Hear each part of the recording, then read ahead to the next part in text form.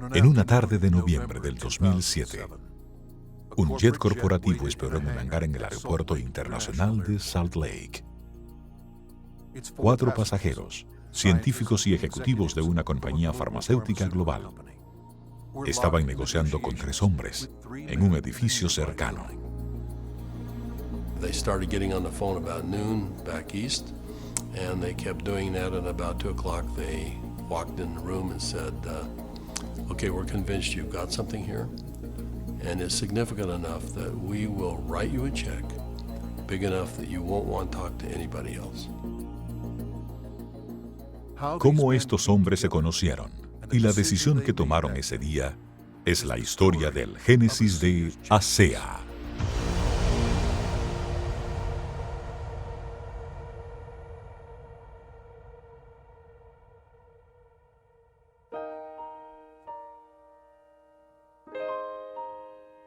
A lot of people have fathers that teach them sports. My father happened to be a great strategist. And from a very young age, I recall having discussions with him about what he was doing. At the time, he was running fairly large companies. And I can remember driving in the car with him and him talking to me about strategy, about what is strategy and how to think differently about a company. Verdes Norton tenía la experiencia para educar a su hijo al respecto. En ese momento, era gerente de planificación de ventas de la división multimillonaria de bebidas de General Foods Corporation en Nueva York. Estaba a cargo de productos icónicos como Kool-Aid y Country Time, entre otros. En 1985, fue reclutado por Dart y Kraft y eventualmente lideró Hobart Corporation US, cerca de Cincinnati, Ohio. 5 años más tarde, regresó a Kraft General Foods en Chicago como vicepresidente del grupo de canales. Manejaba un negocio piloto billonario que llevó a la eventual integración de General Foods, Oscar Mayer y Kraft Foods. Gracias a su experiencia, Verdes fue invitado a colaborar en la reingeniería de la empresa para aumentar la eficiencia de una iniciativa a nivel industrial llamada Respuesta del Consumidor Eficiente. En los siguientes 3 años, la calificación de eficiencia de Kraft pasó del 10º al primer lugar. Conozco a Verdes desde hace más de 25 años e inmediatamente me fue evidente que era un hombre muy especial, un hombre de gran ética, grandes estrategias empresariales, entusiasmo. No había duda de que este hombre iba a ser un gran éxito, y lo es.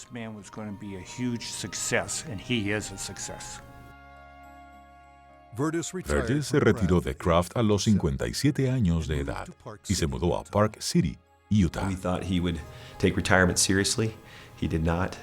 Shortly after doing some service for our church, he was asked to run a biotech company. He had a lab in Southern California, 5 PhDs reporting to him, a series of master's or graduate students as well, all doing work for him there. And he ran that for 4 years, and we thought he was done. Pero eso no fue todo para Verdes Norton. Gracias a su hijo Tyler, se reunió con otra compañía de biotecnología y fue invitado a ser parte de la junta directiva. I recall coming to the house one afternoon only to find books strewn about his desk, chemistry and biology books, and I said, now what in the world are you doing now? And he proceeded to tell me that he had been invited to sit on the board of this company that had an incredible technology that and I do recall him saying, but they don't know exactly what they have. And that's an invitation to my dad. He's going to figure it out. He's a puzzler. I was intrigued until they told me it was made from salt water. And I told them this doesn't sound right. And you're going to have to convince me it's real. They said, well, we can do that. They said, we have a lot of research. And we'll give you some of the best research. You can look at it. And after running a lab and having my association with these people for 4 years, I knew what to look for. And I went through the science, and it was good, defensible science. Then they gave me a list of people to call, and I was calling Harvard, UCLA, University of Washington, University of Indiana, major labs across the United States. And everyone I talked to raved about the product, the way the company was intending for it to be used. And also they raved about the fact that you could drink this product and get a benefit from it.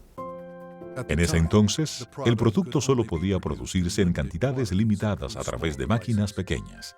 Era muy inestable. Tenía que ser consumido en cuestión de minutos de ser elaborado. Pero al ver el poder del producto, Verdes aceptó ser parte de la junta directiva.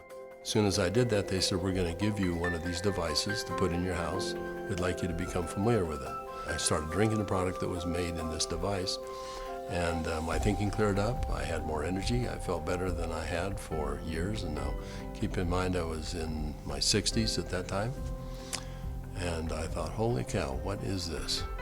So I went to the first board meeting and found out that they were flat out of money. They were $1 million in debt. We said, let's see if we can help them find money. We tried for about 90 days, could not. Eventually, the company folded, and they actually merged it with another company, an energy company. And when that happened, that company started selling off assets. And so we started down the road together, and over the course of a year, we discovered what the product was and why it worked. We developed what's called the mechanism of action. Ellos descubrieron que el producto estaba basado en la bioquímica Redox, un nuevo campo de la ciencia que surgió a principios del siglo XXI. La señalización Redox es una función central en toda forma de vida.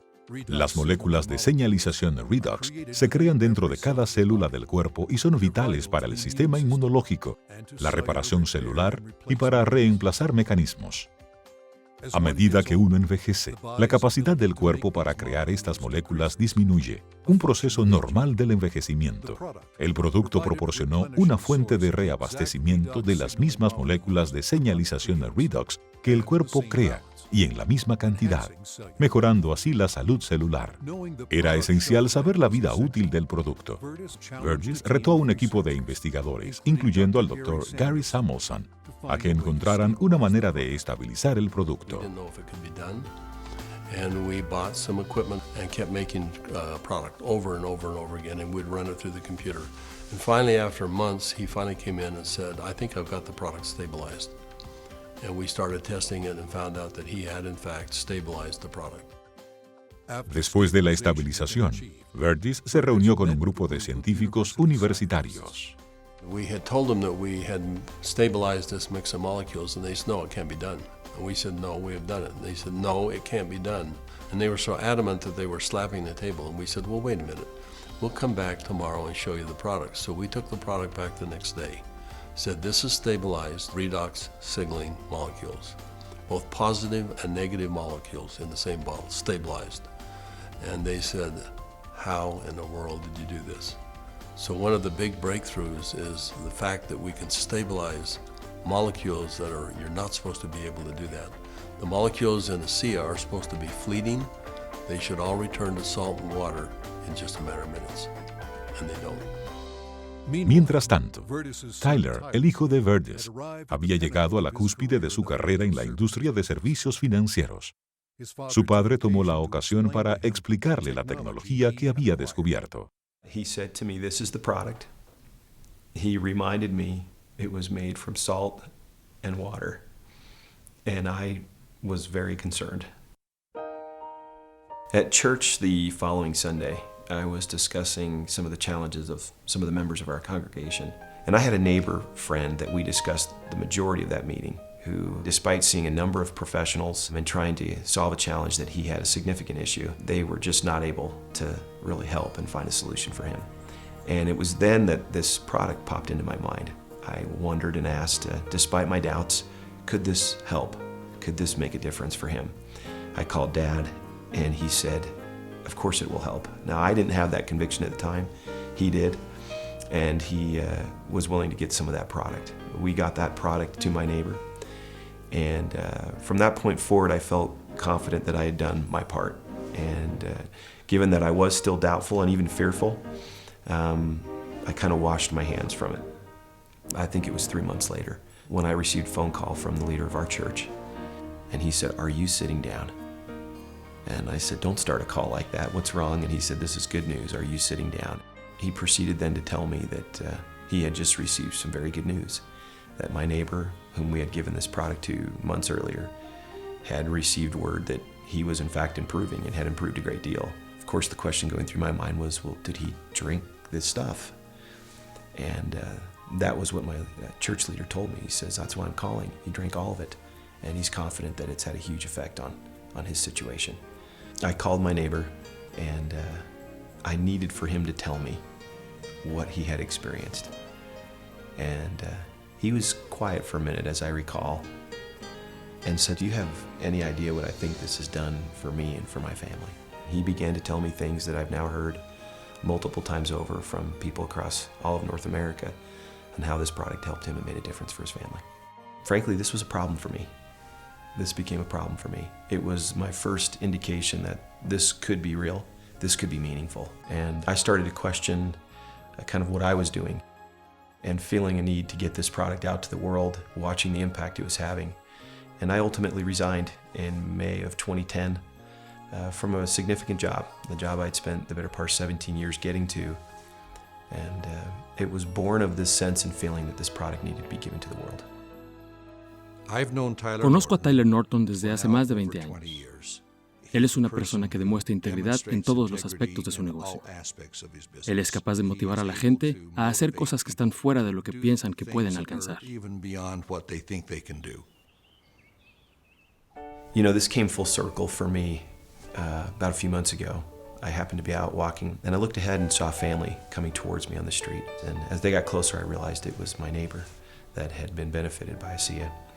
And I happened to be on the phone, and so we weren't able to talk. I kind of waved as we acknowledged each other, and he reached in his back pocket and pulled out a sport pouch of ASEA, and then kind of subtly bumped his heart.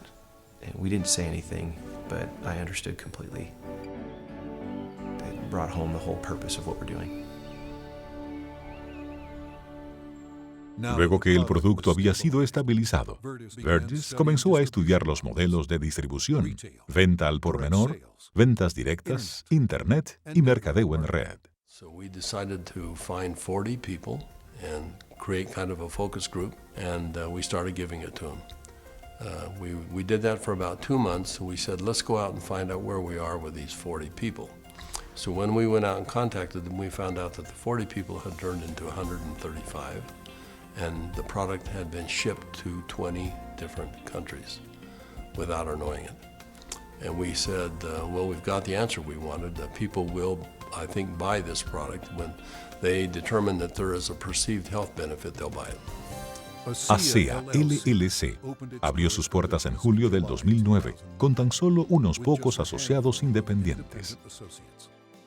Hoy en día hay decenas de miles de asociados, y sus órdenes crecen exponencialmente cada mes. En el 2012, la compañía anunció su llegada a Europa, el primero de muchos pasos internacionales por venir.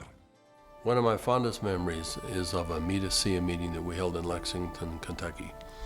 We had a huge group of people that came, very impressive group, and a lot of people coming up talking about what ASEA had done for them personally. But at the end of the meeting, they invited me to come up and gave me a small treasure chest.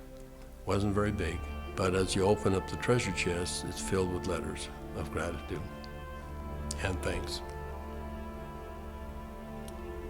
It meant a great deal to me.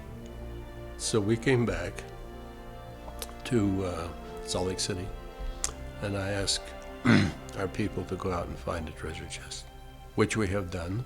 And we have it in the office, and we continue to add letters to it. I have the privilege of going around the country and talking to people about this product.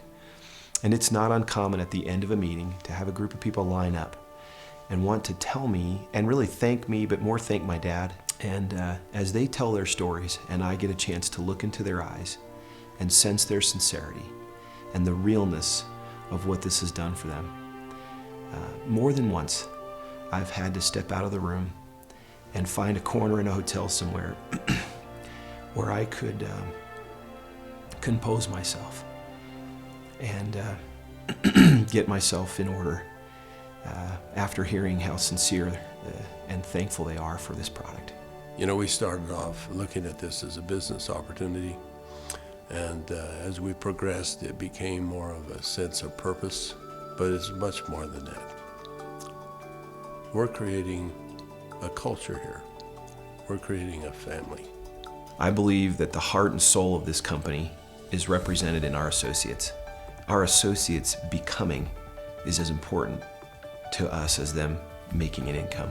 I don't believe you build checks. I believe you build people. And perhaps one of the greatest blessings of my time here at ASEA is embodied in these marvelous, enriching relationships with wonderful people. People that are desirous to improve their lives, share something meaningful with others, make a difference in the world, and become more.